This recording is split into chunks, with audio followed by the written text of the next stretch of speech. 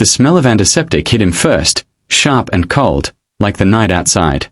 Then came the silence, heavy, humming, suffocating. Tom stood in the emergency room hallway holding his 6-year-old daughter's tiny pink backpack, the straps trembling in his hands. Moments earlier, Lily had collapsed in their living room. No warning, no cry, just a soft thud against the carpet. Now she was somewhere behind those sliding doors, swallowed by the bright white world of doctors and machines. And for the first time in his life, Tom, tough, practical, always in control Tom, felt his knees shake.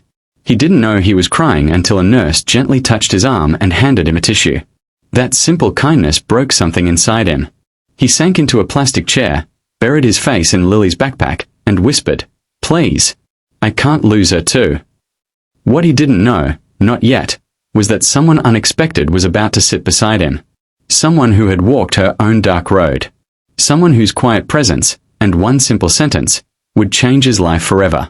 Before we begin the full story, if you're new here, make sure to subscribe, like, and comment to support our channel, Echoes of Dad. Your support helps us share more heartfelt stories that bring hope, healing, and a reminder of the good that still exists in the world. Tom had been a single dad for 3 years. His wife, Anna, had passed away after a sudden illness, leaving him with a whirlwind of grief and a little girl who still asked, once in a while, if Mommy could see her drawings from heaven. Tom worked 2 jobs, one at a hardware store during the day and one delivering food at night. He wasn't proud of the long hours, but he was proud of the lunches he packed, the bedtime stories he read, and the silly secret handshake he and Lily invented to make hard days feel softer. But tonight, all of that felt fragile. His world, already too small, suddenly felt like it might collapse. The sliding doors whooshed open, and a woman walked into the waiting room. She looked out of place in the harsh fluorescent lights, elegant yet understated, wearing a long navy coat and carrying a leather handbag. Her silver hair was pulled back neatly, and her eyes had that look people get when they've loved deeply and lost deeply. Her name was Margaret Hale. People in New York knew the name. Billionaire. Philanthropist. Widow of technology mogul Richard Hale. Her face appeared on magazine covers, charity events, and business articles. But nobody in the waiting room recognized her, not as Magazine Margaret, not as Billionaire Margaret. Tonight, she looked like someone simply trying to keep herself together. She took a seat 2 chairs away from Tom. He didn't look up. He didn't care who sat where. He just clutched the backpack and repeated Lily's name like a prayer. Minutes passed. Maybe hours. Margaret glanced at him carefully, gently, like someone looking at a wound without touching it. Finally, she spoke. "Is someone you love back there?" Her voice was soft, warm, almost fragile. Tom nodded but didn't lift his eyes. "My daughter. She fainted. They're running tests." Margaret breathed in slowly, as if steadying her own heart. "Children have a way of bringing us to our knees, don't they?" Tom finally looked at her. There was something in her eyes, kindness, yes, but something else too. A sadness familiar in shape. "Yeah," he whispered. "My husband used to say," she continued, "that fear is just love trying to protect something precious." Tom didn't know what to say to that. For a few minutes, they sat quietly. Strangers. 2 parents carved open by life's sharp edges. Tom's voice cracked. "She's all I have. I don't know what I'm doing. I'm trying. But I'm always tired. Always running behind. Always scared I'm not enough." Margaret studied him with a gentle seriousness. "You came to the hospital. You're here. That's enough." He shook his head. "I didn't even notice she was pale or weak. She told me her legs felt wobbly, but I thought she just wanted to skip school. What kind of father misses something like that?" Margaret set her handbag down, and without asking, she shifted 1 seat closer. "The kind who is human," she said. "And the kind who loves deeply. Sometimes love is loud. Sometimes it's quiet. Sometimes it's just showing up in the middle of the night holding a pink backpack." Tom laughed through a tear. "She loves this thing. Carries it everywhere." "She's lucky," Margaret said. "Not many children get a parent who works this hard for them." He swallowed. Compliments felt like bandages he wasn't sure he deserved. "Are you waiting for someone too?" Tom asked. Margaret hesitated, just for a breath, and then nodded. "A little girl as well." My granddaughter. She's having breathing problems. I'm sorry, he said. So am I, she whispered. Silence returned, but it wasn't the cold kind. It was the kind that lets people breathe. A doctor finally stepped into the waiting room. Family for Lily Parker. Tom jumped to his feet. His heart was pounding so hard he felt dizzy. That's me, he said. I'm her dad. The doctor's expression was calm but serious. She's stable. We think it may have been low blood sugar combined with exhaustion.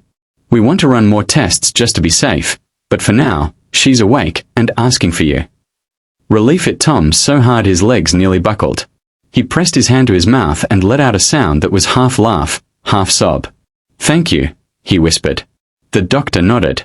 Come with me. Tom turned back to Margaret before following. He didn't plan to. It just felt wrong to leave without saying something. Thank you for talking to me, he said. She smiled, a small smile, but genuine. Go to your baby. That's all that matters right now. He rushed down the hallway, heart racing, eyes wet. Lily sat up in her hospital bed, cheeks flushed, eyes droopy but smiling. Daddy, she murmured. He hugged her, held her, kissed her forehead, whispered every promise he'd ever made and every prayer he could think of. When she drifted back to sleep, Tom stepped out to call his sister and tell her the good news. When he returned to the waiting room, Margaret was still there. Everything okay? She asked. She's going to be fine, he said, his voice thick with emotion. Margaret closed her eyes briefly, like someone whispering a thank you to the universe. I'm glad, she said. Is your granddaughter? She's still being examined, Margaret answered. They think it's asthma. Scary, but manageable. Tom nodded. I hope she's okay. Margaret smiled softly. She has good doctors. They would have gone back to waiting in silence, but then Tom remembered something important. You know, he said, you never told me your name. Margaret hesitated for a moment, then extended her hand. I'm Margaret Hale. Tom blinked. The name tugged at his memory. He realized who she was. Not from gossip or wealth lists, but from an article he'd read long ago about a woman who lost her husband to a sudden heart attack at a charity event. A woman who donated millions afterward to heart research because she couldn't bear the idea of other families going through what she had. I didn't recognize you, he said, embarrassed. I'm glad, she said. Sometimes it feels good to just be a grandmother sitting in a waiting room. Tom didn't know what else to say, so he simply said the truth. Thank you. Really? Margaret squeezed his hand gently. You know, she said, you remind me of my husband. Tom laughed nervously. I'm pretty sure I'm not billionaire material. I don't mean that, she said warmly. I mean the way you love. The way you show up even when you're breaking. He used to say that kindness isn't a grand gesture. It's choosing someone else in a moment when you could choose yourself. Tom swallowed hard. Her words settled deep in his chest. A nurse approached and called Margaret's name. Your granddaughter is asking for you, she said. Margaret stood, smoothed her coat, and gathered her bag. Before she left, she turned to Tom and spoke the sentence he would remember for the rest of his life. Don't carry your fear alone. Let people help you. You deserve that kindness too. Then she walked away. Tom watched her go, memorizing the moment, not because she was a billionaire, but because she was someone who had seen him in his darkest hour and offered him light without expecting anything in return. In the weeks that followed, Lily recovered quickly. Tom quit one of his jobs after his sister helped him find better childcare and a more stable schedule. He learned to accept help, to ask for it, to understand that love doesn't have to look perfect to be real. And sometimes, on nights when Lily fell asleep early and the apartment was too quiet, Tom would think about the stranger in the navy coat, the widow who sat beside a broken father and stitched him back together with nothing more than kindness and a few honest words. He never saw her again. But he didn't need to. Because kindness, once given, never really leaves. It lingers. It shapes. It teaches us how to give the same grace to someone else. And so Tom did. He became the man who showed up for others, sometimes in small ways, sometimes in big ones. He noticed people's tired eyes. He held doors. He brought meals. He offered a listening ear to anyone who needed it. And every time he did, he felt a little closer to the woman in the waiting room, and to the version of himself she helped him set